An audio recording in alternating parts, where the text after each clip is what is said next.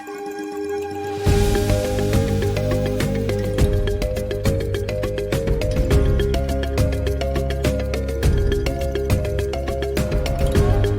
a world where data science holds the key to addressing humanity's most challenging issues, the Data Science Without Borders DSWB initiative has emerged as a bridge across Africa and beyond, linking countries to opportunities that would help governments harness the power of data for positive change. Data Science Without Borders, starting from its name, is a very interesting project. I'm the lead with a couple of colleagues from very many partnering institutions. It's a dream that we wanted to see data science spread across Africa.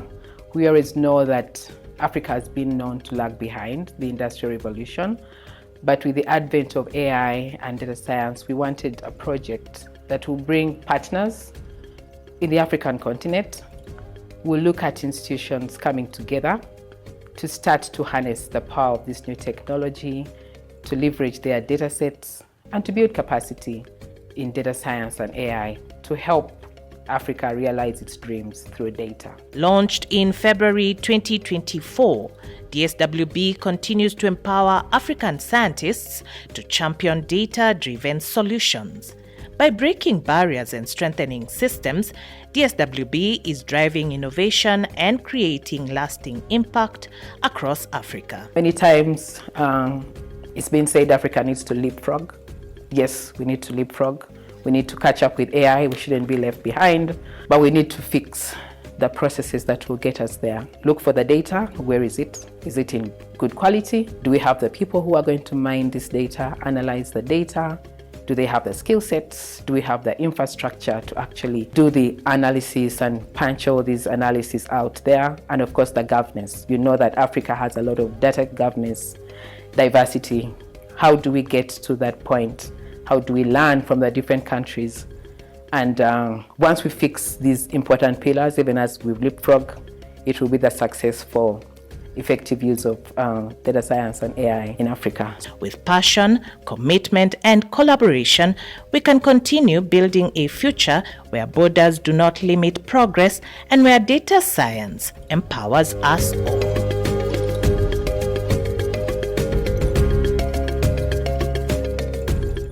Thank you so much, Precious and Michael, for holding the fort down and introducing Data Science Without Borders, as well as our first speaker.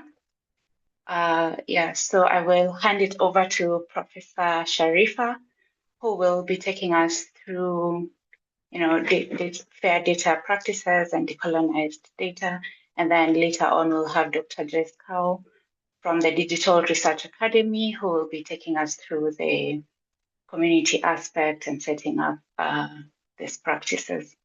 So Professor Sharifa, the floor is yours. Thank you. Thank you very much. So I have some slides. I sent them earlier. My name is Sharifa Sekalala. I'm a professor of global health law at the University of Warwick. And today I'm going to talk a bit about thinking about decoloniality within the context of open science and data sharing across borders. So could we go to the next slide, please?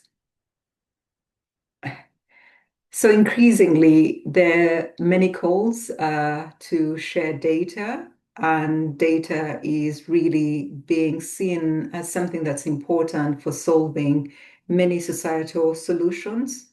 In health particularly, this data is being considered as quite valuable for helping us solve the most important health problems. So the notion of open science, which you espouse, is the idea of sharing scientific research and making it more accessible across a range of actors, promoting discoveries in areas such as health.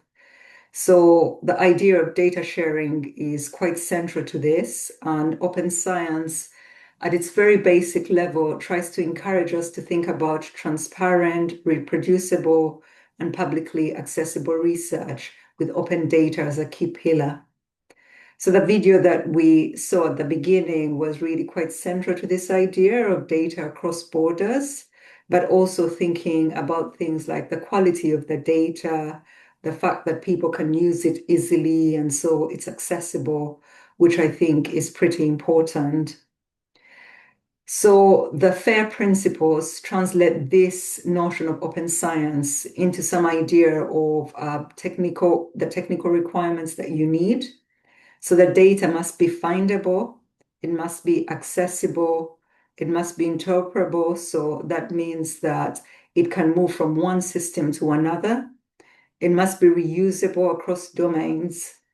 So FAIR is now being treated as an infrastructure standard for data-driven science, that we really need this in order to make data move seamlessly from one place to another. So, for example, we have things like the District Health Information System, so DHS2, which is being used across most African countries. And this has been considered quite crucial for things like health surveillance data. So for things like vaccination, for things like infectious disease control, and FAIR principles are considered quite integral for enabling this to happen.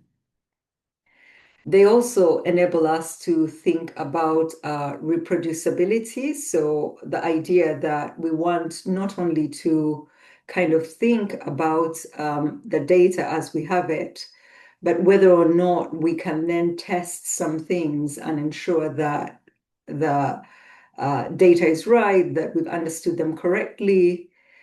So for instance, genomic projects collect, annotate, and make genomic data available to researchers through data repositories.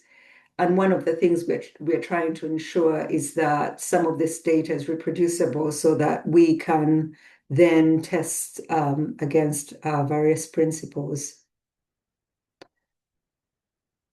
So, but the problem with this is kind of, we would like it to be fair, but we have to ask serious questions about fair for whom and kind of for what purpose. And that involves us asking for what purposes is this data being used. So current data practices, whether in terms of those that involve companies or those that involve social activities such as healthcare or even in research, have really raised questions about the fairness of practices.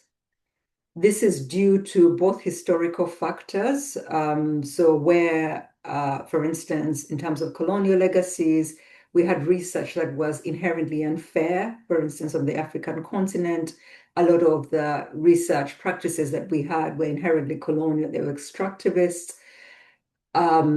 Many colonial masters just extracted data from their formerly colonized subjects. But also just in the modern day era, we increasingly see companies coming to extract huge amounts of data. And so we have to ask serious questions about who designs data infrastructures, who sets data standards, who governs data access, and who benefits from what when we are trying to share this data across borders. So the next slide, please. So why does this matter now? So yesterday I saw something on LinkedIn, which was basically the Rwandese government is giving access to a lot of its health data to OpenAI. And we see that increasingly, because of big data and the rise of artificial intelligence, there's this growth of global data infrastructures. And this brings into sharp focus. So when we have these global data infrastructures, such as OpenAI, that are global in nature, how do we ensure that people's data is used properly, but how do we ensure that countries within the global south have benefits from the use of this data? And so these are kind of critical questions around this data, but also health data being health data, there's some people who are really at risk of harm. And so this brings it into sharp focus. Sorry, next slide.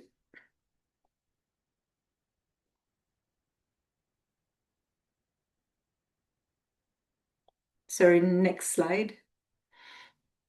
So I have a couple of slides, and I don't have to go through all of them, but I think that what all of these things, all of these slides kind of have in common is this idea around the notion that sharing of data can have might not be of benefit. So if you remember during COVID-19, South Africa shared a lot of genomic sequencing data, and then this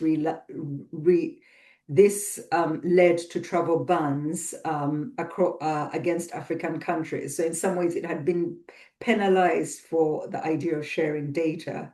But we also increasingly have extractivist policies. So in Kenya, for instance, you had a company called Wellcome that was scanning a lot of iris data from citizens. And it wasn't very clear where this data was going to go. It wasn't very clear whether there was going to be a benefit for Kenyan citizens. And so all of these things bring it into sharp focus, that question of, in this current moment, why should we care about this? Could we move to the next slide, please?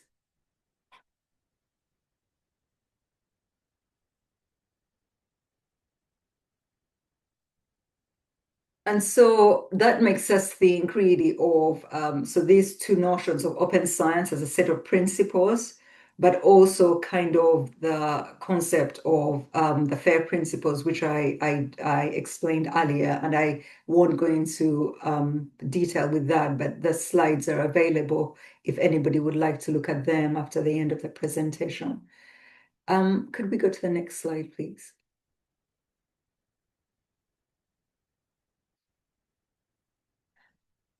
So I think this brings me to kind of the focus of my presentation. So if this data is indeed being extracted, we really need to think about some notions of what kind of data coloniality looks like. So I've explained this idea of extraction. And so one for me of the central themes that I think of in the work that I do is to think about the ways in which law is both central to some of these colonial structures. So in many cases, there are contracts, for instance, that enable this data to be shared. Increasingly, we see, for instance, bilateral agreements between the USA and many African countries around data surveillance. So law is really quite critical to these processes. And so if we think about law as critical to these processes of extractivism, is there a way in which we can think about law as critical to both expose the ways in which they're happening, but also perhaps in order to help us to challenge the ways in which these unequal processes are happening? And that really then brings me to the care principles, which instead of thinking about the state and other entities like big corporations, puts the community at the heart of our understanding of data sharing.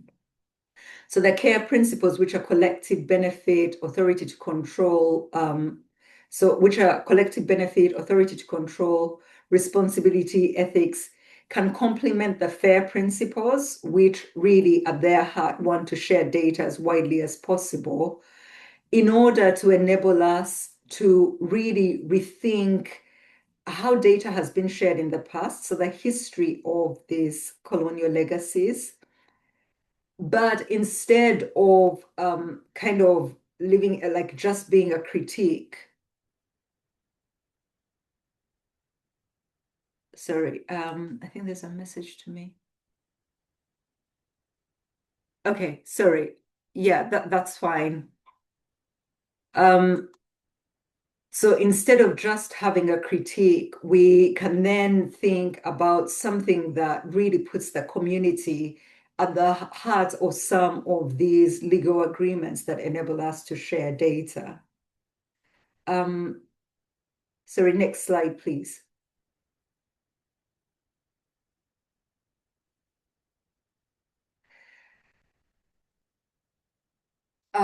Sorry, let's move to the next slide, please.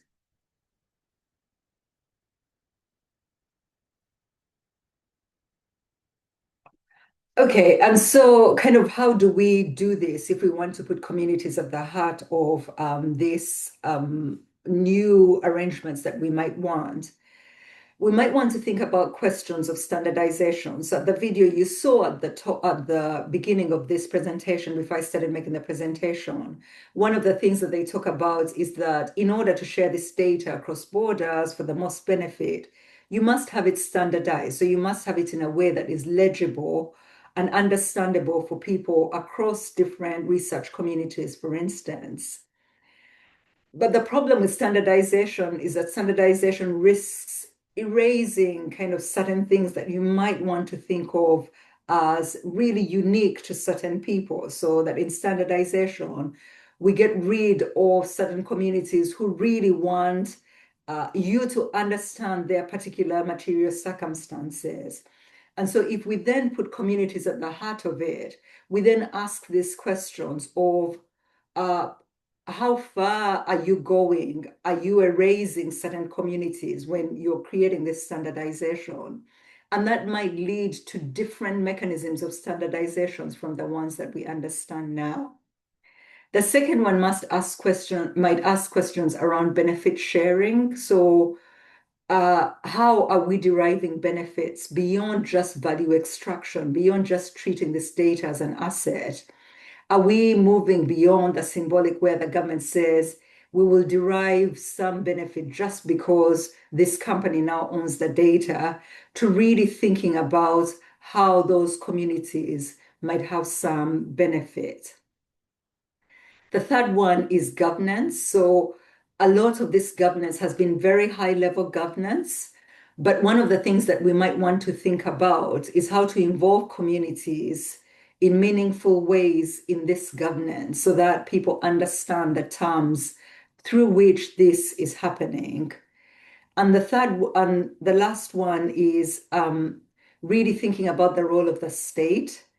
So, and that is kind of the principle of sovereignty. So with open science and sovereign and fair principles, you want to think about moving data across contexts, but how can this be balanced across really understanding the autonomy of the state? Sorry, next slide.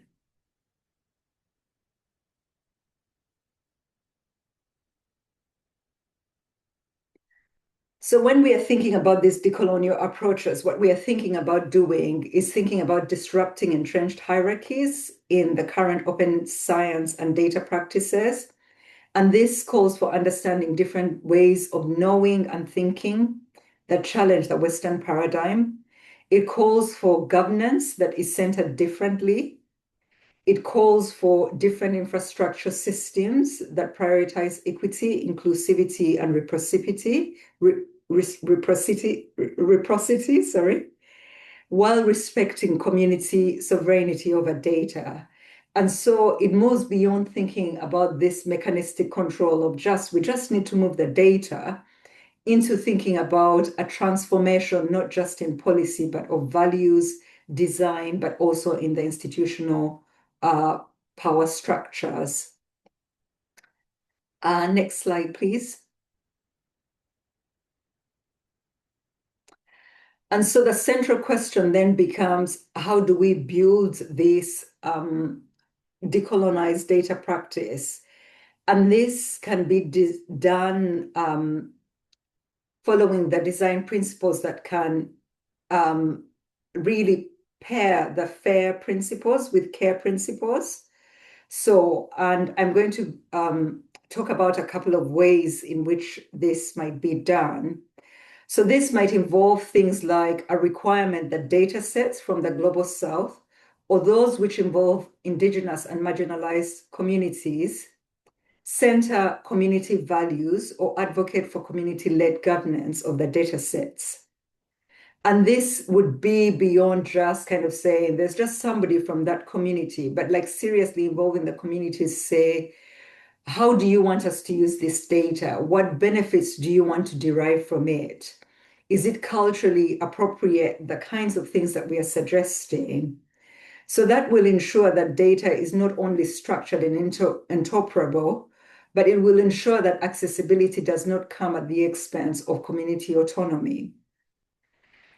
And in practice, that might also involve things such as how has the community been consulted? How did they consent, both individually but also collectively as a community? How does this align to local cultural protocols, but also outline the benefits for both the short term, so data sharing, but also in the long term. And here I'll give you an example. So, for instance, you might collect a lot of clinical trial data, and your idea in the short term is just we need to test and think about whether or not this vaccine works. And indeed, we did a lot of that during the COVID-19, during COVID.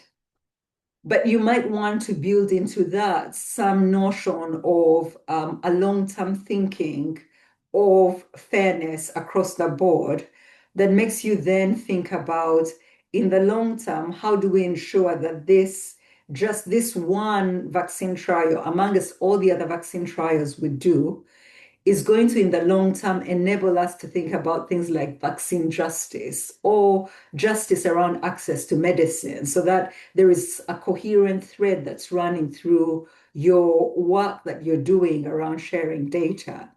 And I think that this is the kind of long-term thinking that I think is really important in linking these fair and care principles together.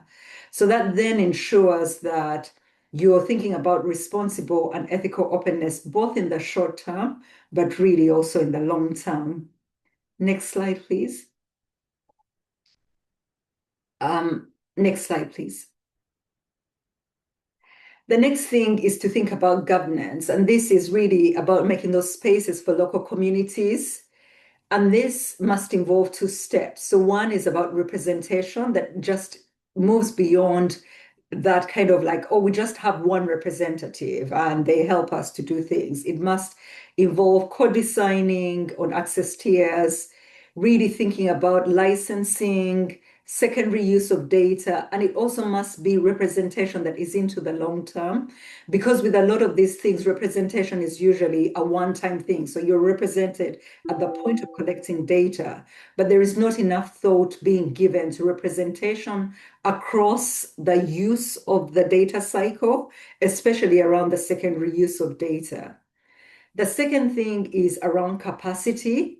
So we need to ensure that open science projects invest in capacity training and infrastructure that enable communities and their representatives to participate meaningfully. So it's not enough that you kind of just say like, come and join us for this one meeting.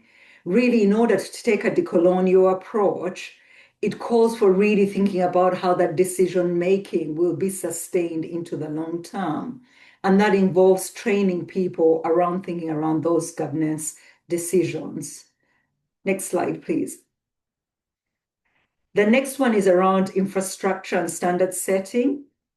So this is one of the most entrenched areas of inequity in open science. And a lot of work is being done around labs, around kind of infrastructure, the physical infrastructure that you need.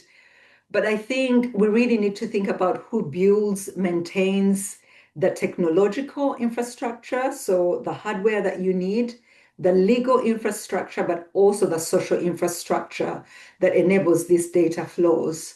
So to challenge north-south asymmetries, but even south-south asymmetries, we need to ask about which actors are involved and to really think about how local communities can be empowered to shape these data standards across the board.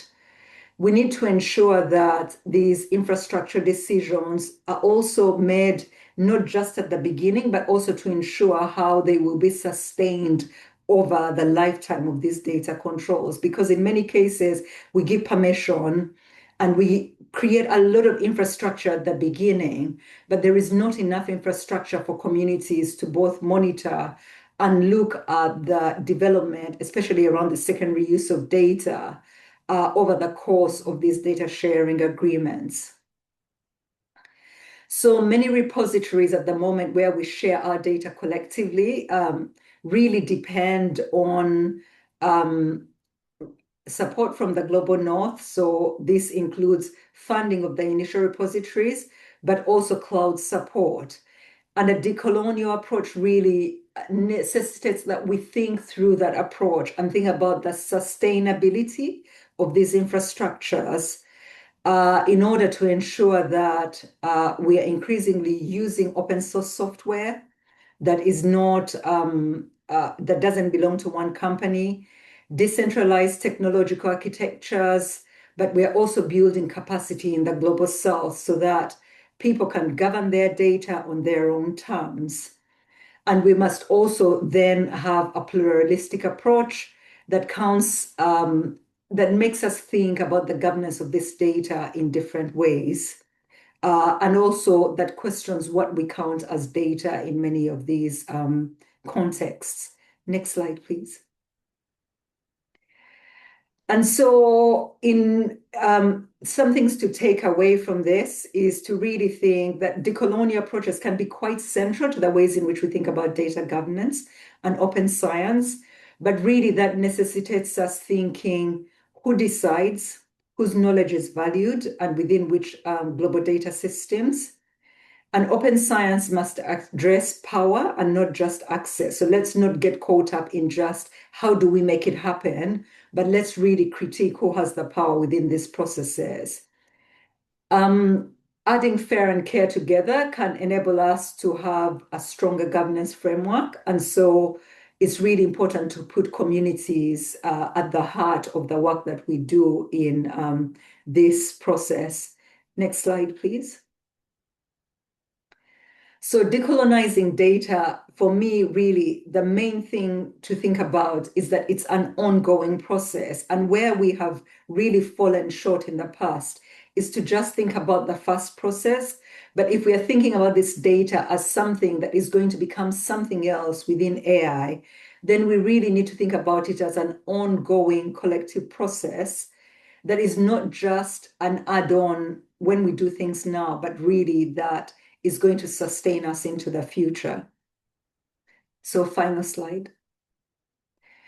And so my question to you all is, when you're thinking about decolonizing data governance, is to think about what open science would look like if communities and not institutions were really at the center of thinking about data governance. And I think only with that is how we will achieve a decolonial data governance regime. Thank you very much. Thank you so much, Professor Sharifa, for that intuitive talk on decolonizing data. So for everyone who's on the chat, we are taking questions at this point before we hear from Dr. Kao.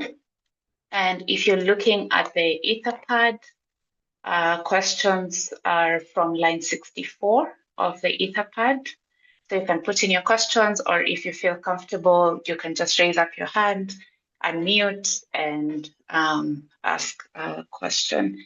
The link to the Etherpad has been shared on the chat, so feel free to click on it and look through. There are also some notes there in case you've been following through.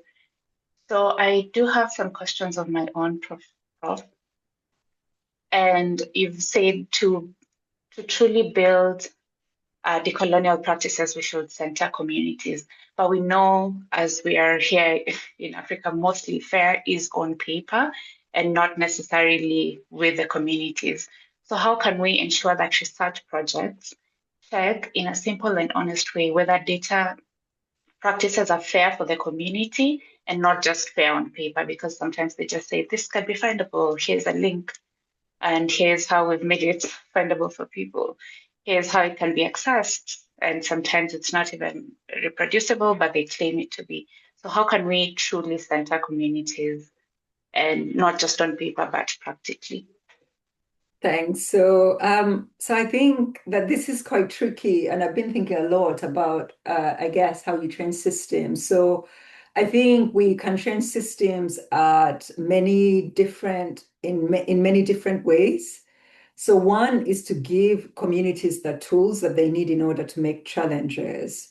So if you think about a lot of the work that we did on AIDS and access to medicines, a lot of that work was community-led.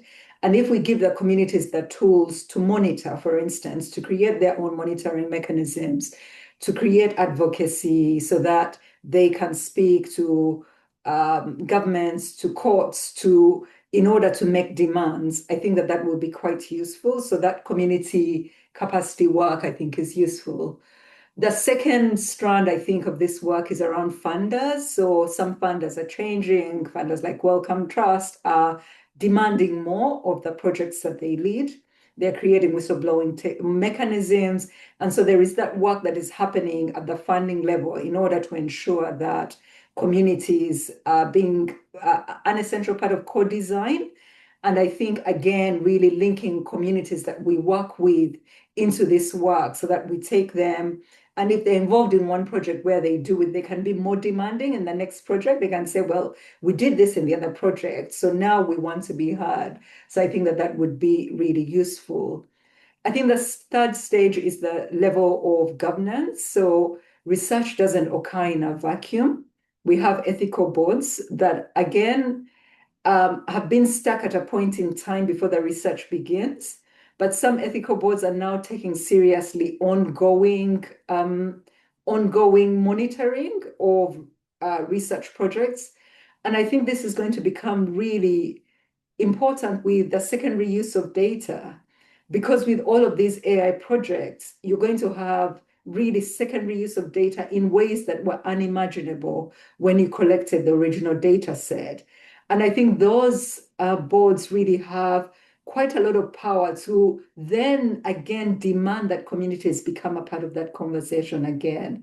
So I think at each of those stages, I think we can make changes, but also as researchers, we can be different researchers. We can decide to have a different ethos of care towards the communities that we work with.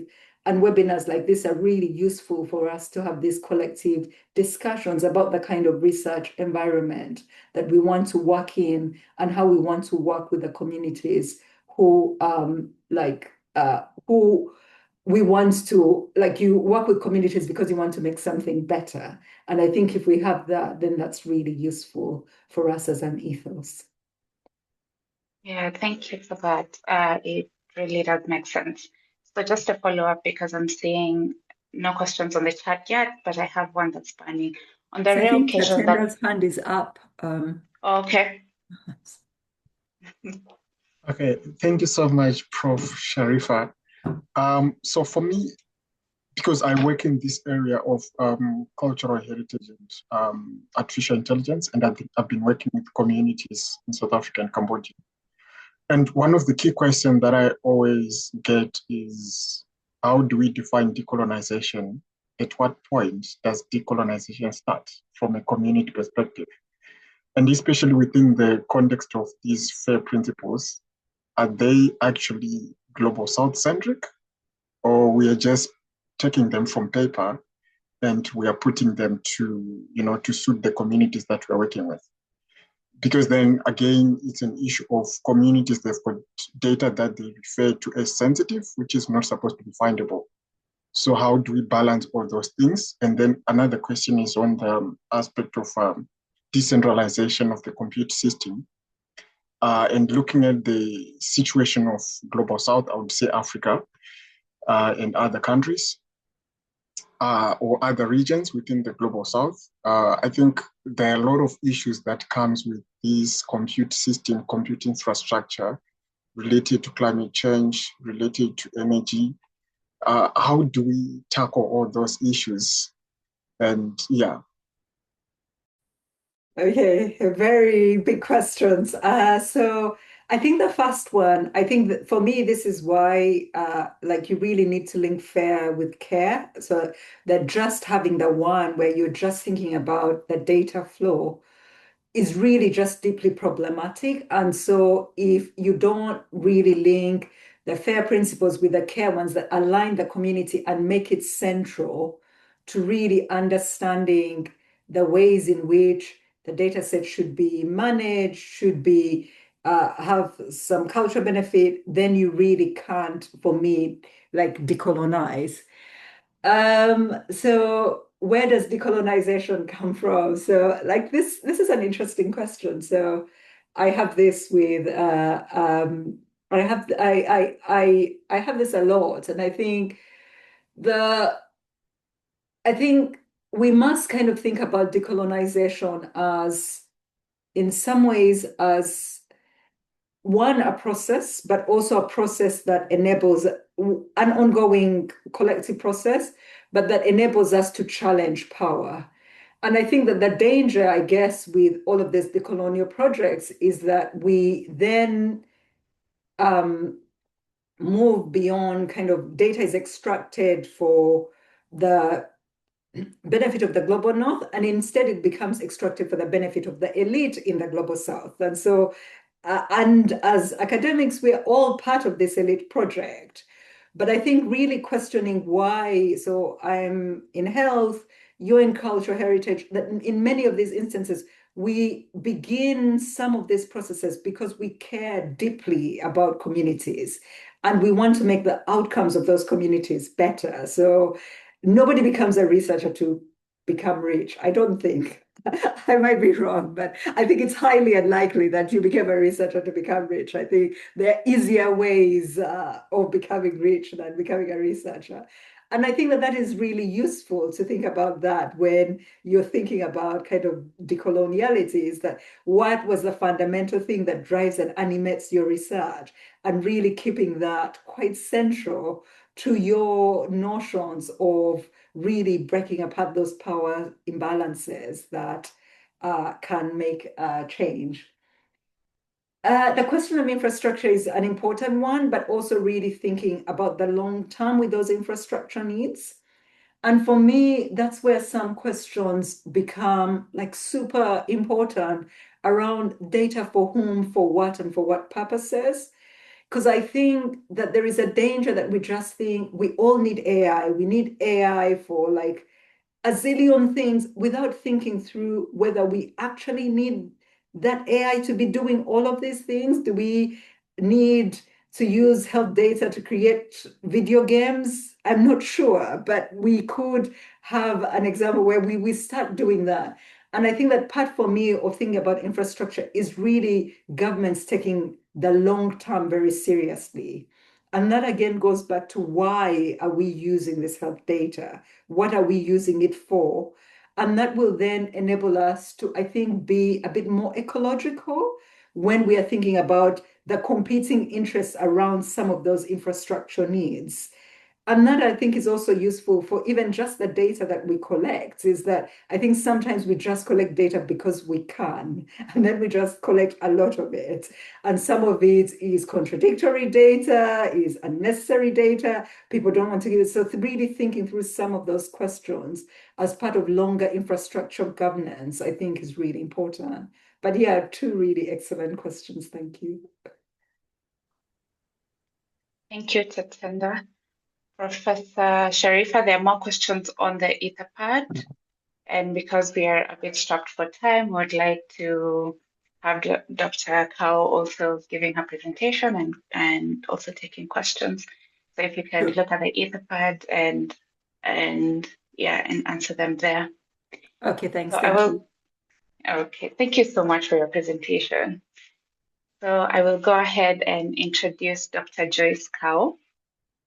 So Dr. Joyce is a co-founder and co-executive director of the Digital Research Academy, an organization that develops and runs bespoke trainings and events in open science, data literacy, and research software engineering to help the research community do better science. She focuses on practical work of building and sustaining organizations, that is setting up teams, workflows, and governance, and developing funding models that do not rely solely on short-term grants.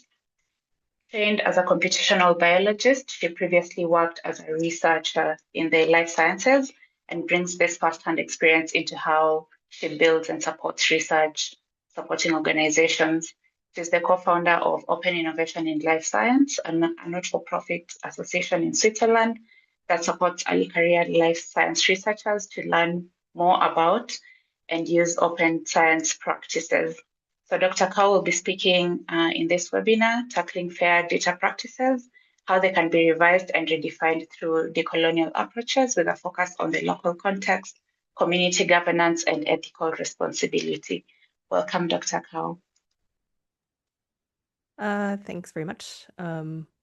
Yeah, so I'm going to go ahead and share my screen right now. Let's see. Does that work for everybody?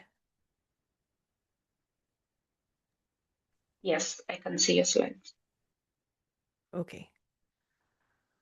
Perfect. Yeah, so first I want to thank the organizers for inviting me to speak today. I'm excited to contribute to the series on fair principles and decolonized data practices by sharing some lessons from building new initiatives and organizations. I can see that Data Science Without Borders is already quite an advanced initiative, but it's initiatives like this that inspire others to also start their own initiatives for their own communities as well.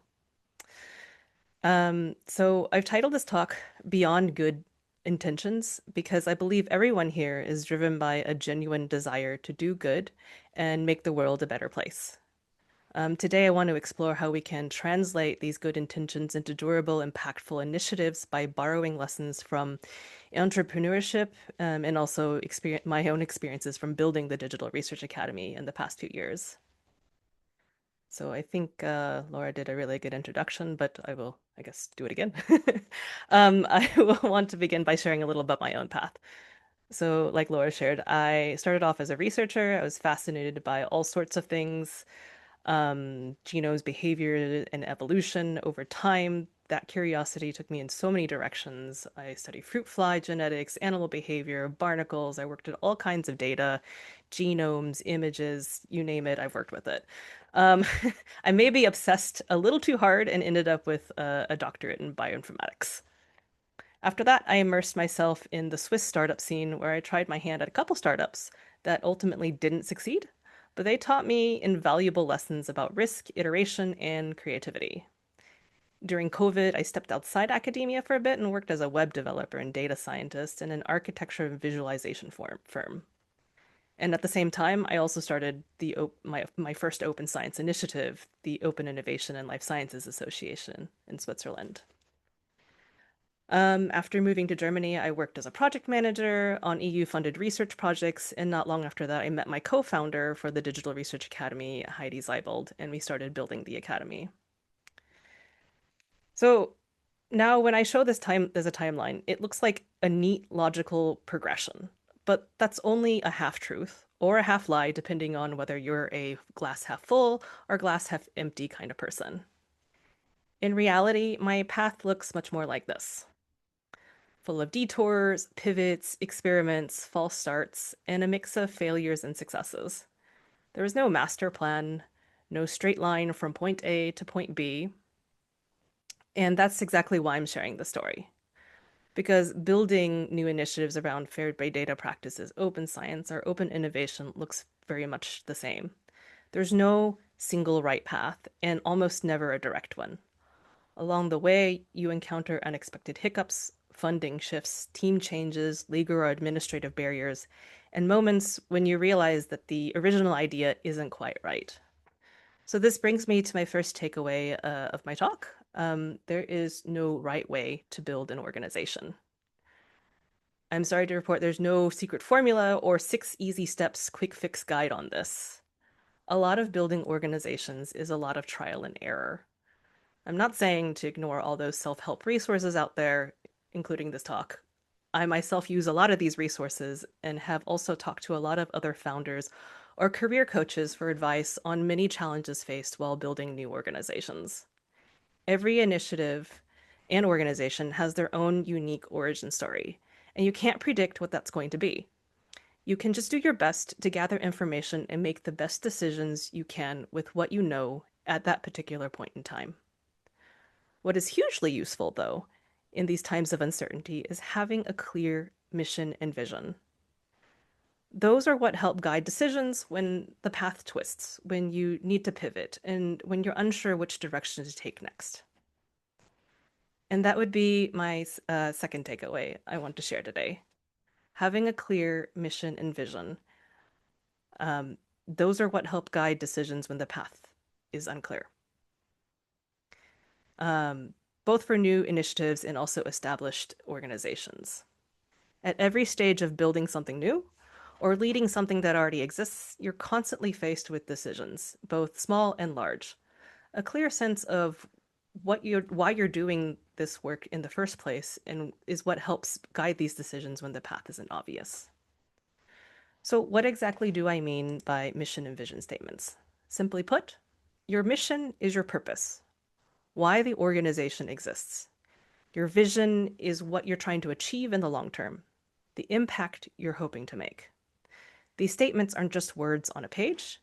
They guide decisions, help prioritize where to invest time and energy, and provide a compass when things get uncertain. Let me give you a concrete example. The Digital Research Academy is a community-led global network of trainers that delivers customized trainings in the topic areas of open research practices, data literacy, and research software engineering. We have a mission statement. It's rather lengthy, and you can read it in your own time on our website. But the gist of it is that we want to be a reputable training partner that empowers academics and researchers by bridging knowledge gaps, cultivating innovation, and driving positive change. And the positive change that we want to see is a research culture that embraces openness, integrity, equity, exploration, and collective benefit. Our mission statement answers the important question of our organization's purpose, like what we want to do, who we want to do it for, how we're going to do it, and why we are motivated to do the thing. We also have a longish vision statement, which again, you can read at your own pace on our website. The main characteristics of a vision statement is that it's future-oriented. So for us, we say here, by 2030. States what ambitions we have. Here, we want digital skills to be skills that every researcher has. What values our organization has. So here we say we focus on inclusivity and accessibility as we hope that everyone can participate in research. And lastly, the inspiration that drives our mission at DRA, which is that if all of us are armed with digital skills, we can all do research that leads to a bright and more informed future. So how do you come up with your own mission and vision statement? A lot of times, the founder or co-founders get together and hash this out in a small closed group. That's one way, but there are also more inclusive ways to do this. When Heidi and I started the Digital Research Academy, we very much wanted it to be a community-driven training organization. From the beginning, we focused on listening to the community, our friends and longtime collaborators in the open research space, and the few first cohorts of DRA trainers. They were the ones who helped co-create our mission and vision. We held multiple publicly announced meetups, expertly moderated by our current DRA community advisor, Mel Imming. We asked for everyone's input, concerns, and hopes, and we also all participated in asynchronous co-writing sprints in between these meetings.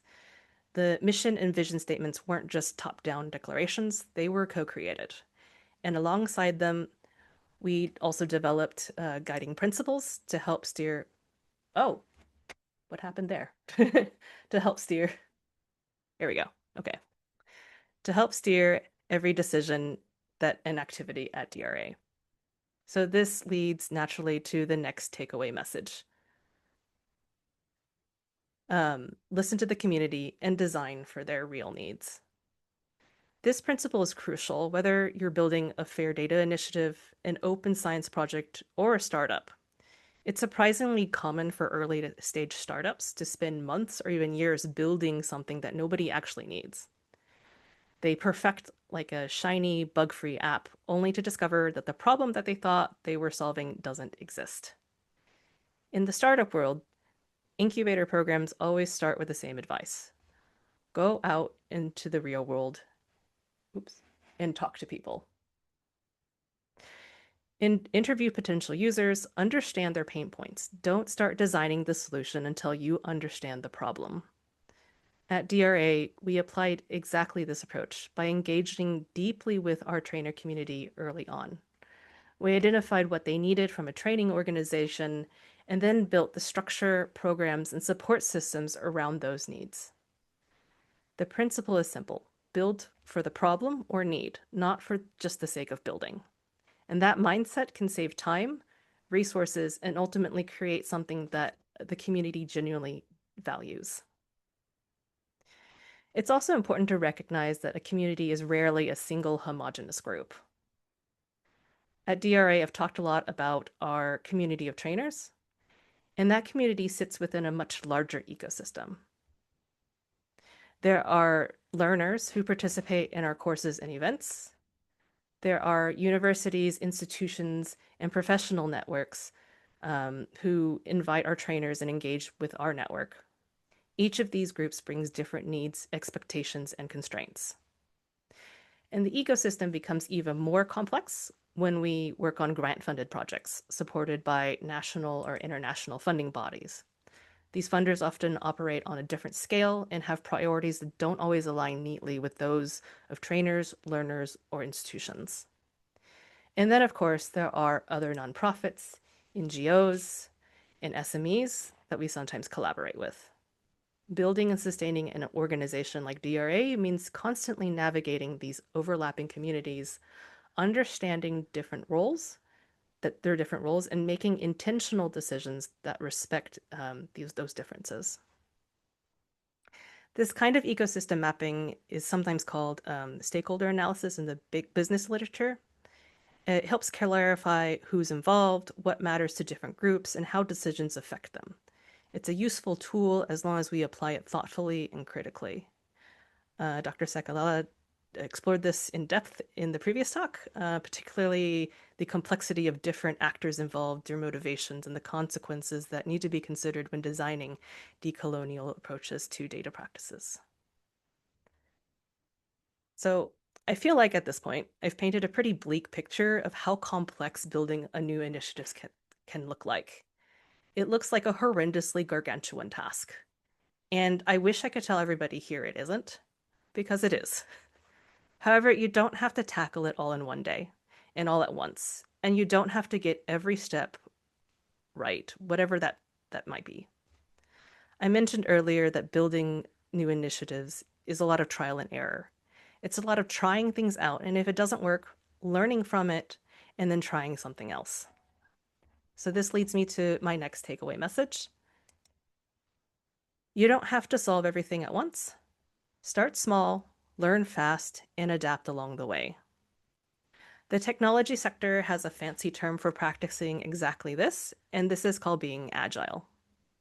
Now, for some people, the word agile probably brings to mind that one person, or maybe several, whose files are a mess, who seems to have no plan, who's constantly trying new things without any direction while calling it being agile. I hate to break it to you, and especially if you're this person, but this isn't agility. That's just chaos. But chaos and agility are tightly linked because there's a concept that's tossed around a lot when talking about the environment where agility is used called VUCA, which stands for volatility, uncertainty, complexity, and ambiguity. We're always operating in complex, uncertain environments where change is constant and outcomes aren't always predictable. The funding landscape shift, policies and regulations evolved, technologies change faster than institutions can adapt, and global events from pandemics to geopolitical shifts can upend even the best laid out plans. In a VUCA world, long-term rigid planning often breaks down, not because the plan was bad, but because the environment has changed. So this is where agile methodologies become genuinely useful, not as a trendy way of working, and definitely not as an excuse for chaos, but as a strategic way to navigate uncertainty. Agile approaches emphasize small experiments, short feedback loops, reflection, and adjustment. They allow you to move forward without pretending you can predict everything in advance. In other words, agility is not about moving fast without a direction. It's about moving deliberately in a world where direction has to be continuously reevaluated. You might have heard some buzzwords like Scrum, Kanban, or Lean when people talk about agile methods. These are different approaches that differ in structure, but they all share a common goal: learning quickly, adapting based on feedback, and staying focused on real needs. So a concrete example of agile in action without any particular flavor comes from the development of the OSPARC Bootcamp, which is an EU-funded collaboration between DRA and our partner organization, OLS. OSPARC stands for Open Science Promotion and Advocacy for Research Knowledge.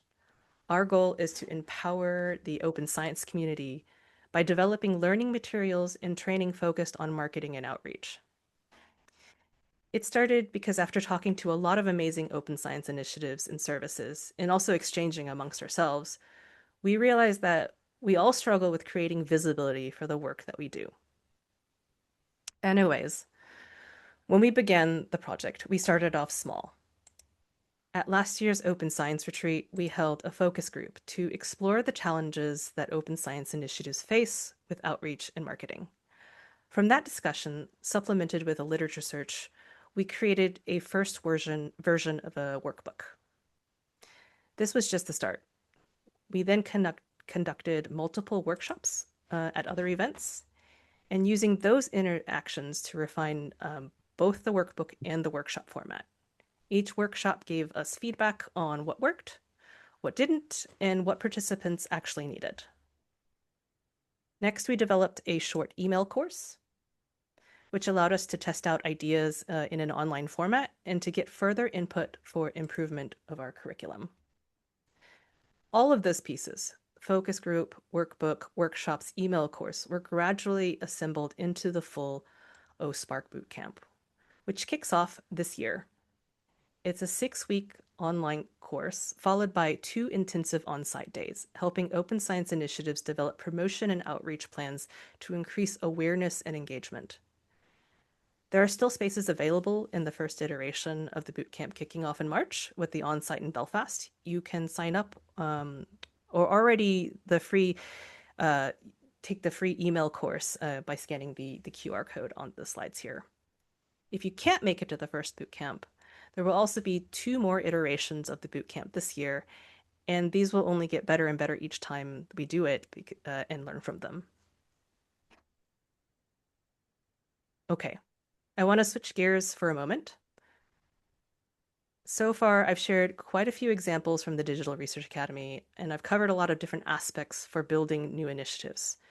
Now I want to focus on what I think is one of the most important points when building a new initiative.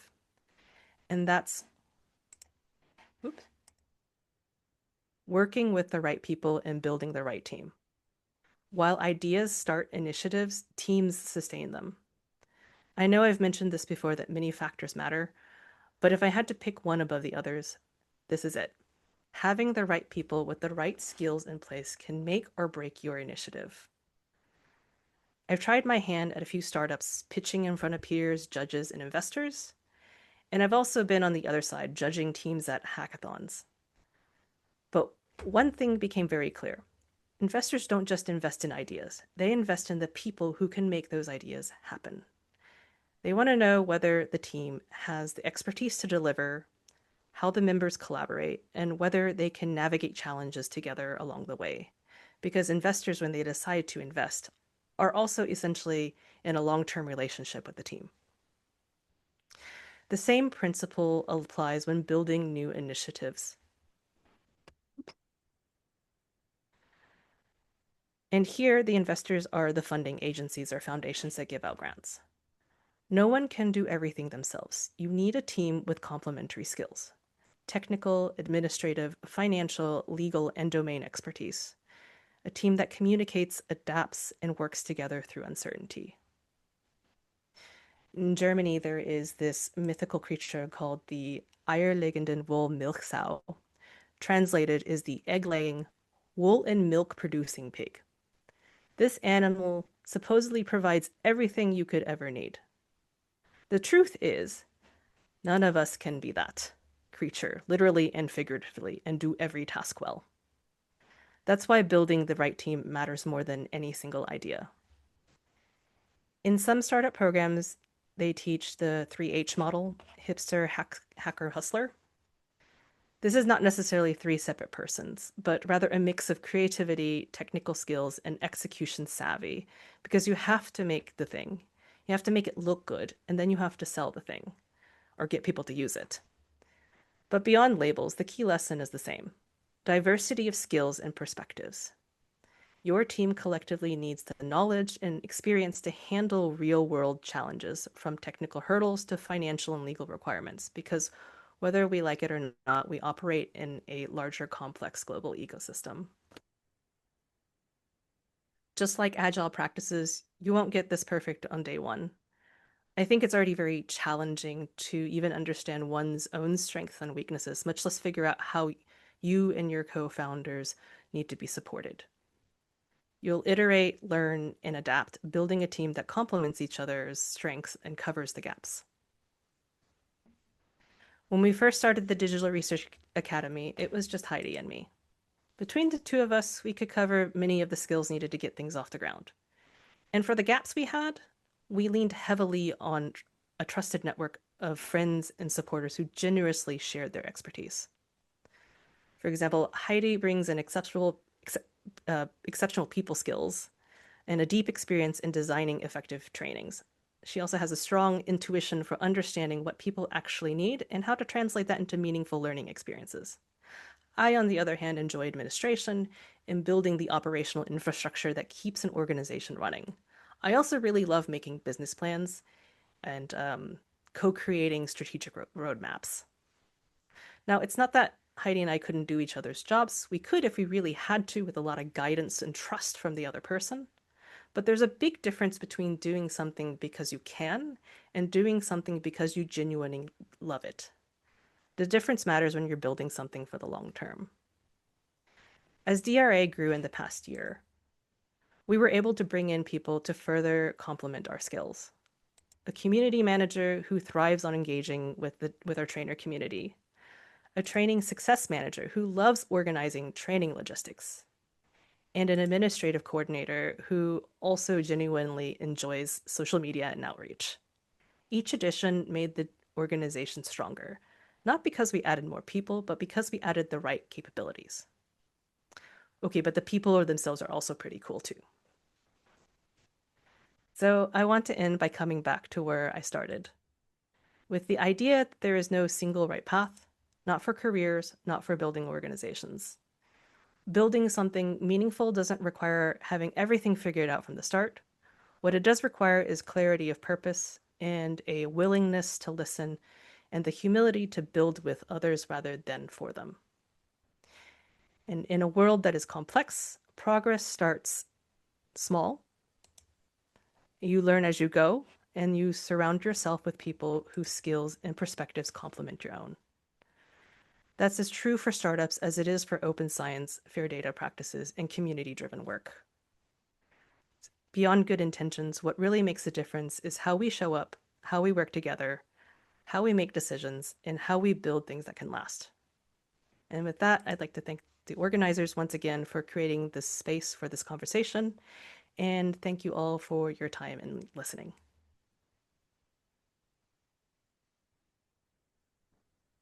Thank you. Thank you so much, Dr. Kao, for that presentation. All of you who've been following, we really wanted to include this presentation because it shows how fair and decolonized practices are not just technical standards, they're also organizational, they're political, they're community processes that have to be built, tested, and included with people and communities and people that we work with. So we are also going to be taking questions for this session on the Etherpad that begins on line 113. And in case you have any questions now, please feel free to unmute your mic and ask. Hi, Laura. I have one Yes. on terms of this startups. Thanks, Joyce, for quite an interesting presentation with your journey, sharing your journey and how you came about your organization. My question is, what would you advise a group, sort of a startup, and you find that maybe you have a group of 5 co-founders, for example, and along the way, so they set up their company, and along the way, some of the co-founders are betrayed, and you find that the mission and the goals are not like aligned to all of the co-founders, and so the missions of these companies sort of delays, and sort of few people get burned out. So would you advise them to like reorganize themselves, or what would you advise on this case? So I think your question here is essentially, what should one do if there's a startup team that isn't aligned? And they don't Yes. necessarily have the same mission and vision of the core group. They sort of started up aligning in the same mission, and then alongside the way, I think priorities sort of changes with different dynamics of probably their career path, for example, and sort of goals sort of they divert, but still, I mean, there's sort of some interest between a few, say one person or 2 person out of 5, a team of 5, for example. Well, thanks for the question. So I think, as I've been in this situation before, one of the many failed startups, I guess.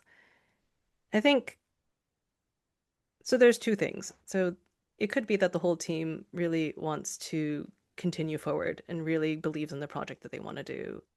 I think in this case, perhaps it's useful to maybe bring in an external party to kind of mitigate conversations and mediate conversations amongst the team members. Essentially, it's like group therapy or counseling, like marriage counseling. We Heidi and I have done this as well, where we disagreed on issues, how to move forward, and things like that. And sometimes we do have someone we bring in to essentially mediate conversations amongst ourselves and also amongst our teams. So there's that.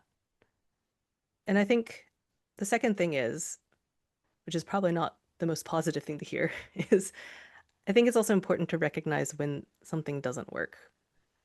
You may really want something to move forward, but it may not be the right time or the right team.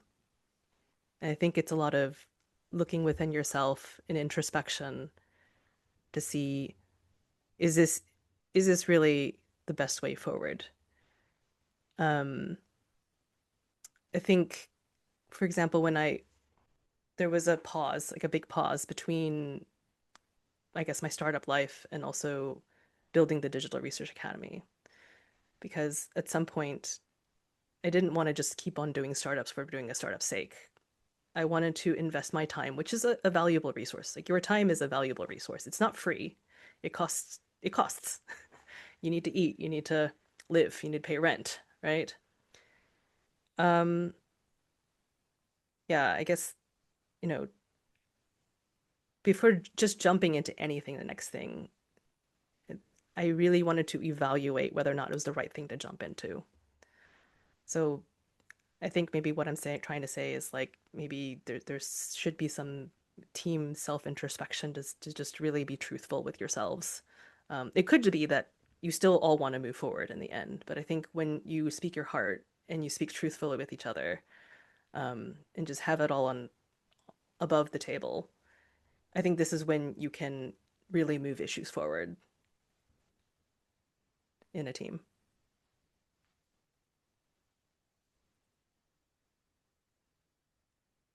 Yeah, thanks for that. Thank you, Michael, for that question. I encourage everyone or anyone who has a question to also put it on the Etherpad, beginning line 113. And Dr. Kao will look through and answer them in case there are any. I can also not see any raised hands. So that is good. Thank you, Dr. Kao, for your presentation. So at this juncture, I would like to invite Miranda, who is on the call. Miranda is the project manager for the Data Science Without Borders initiative, and I would just like her to give a few closing remarks, and then I can also inform everyone on the next webinar. Yeah, thanks, Laura and Michael, and to the presenters. I'm not going to say much because a lot has been said, and I think it's just quoting the last speaker, it gives us a lot to think about in terms of our work and everything. For us in DSWB, really, the work around fair and open science is ongoing. As we have been implementing the project, we are really learning how to navigate, negotiate, and how the different aspects are playing out. So this has been very interesting in terms of the discussion, and we really, really appreciate the presenters for taking time to come and give us these wonderful talks. I learned so much today, as well as for the audience, the participants like myself, for also just taking time. So like I said, I won't say much, just to appreciate and hope we can move together as a community. Thank you. Thank you so much, Miranda. So there will also be a feedback form, which Precious is just adding to the chat right now, as well as on the Etherpad. We would love to hear from you if you've enjoyed this session, and sort of like what other topics do you think will be beneficial to you in particular, or to your organization and teams. And that feedback form is on line 120 of the Etherpad. So please, we would like for you to give us feedback. And then we will be having our next webinar on February 19th of 2026. That will be the third Thursday of next month. And we will be talking more about digital public goods and the frameworks around that and how they can work in the African context. We also have a newsletter in case you want to be receiving this information early so that you don't have to dig up for it. We have that, and we will paste a link on the Etherpad where you can join if you so wish. Thank you so much for creating time to be on this webinar. We really appreciate you. We appreciate you taking your time. The links to the newsletter are also on the chat, so feel free to subscribe if you'd like, and line 123 on the Etherpad. Well, thanks so much, everyone. See you on the next webinar.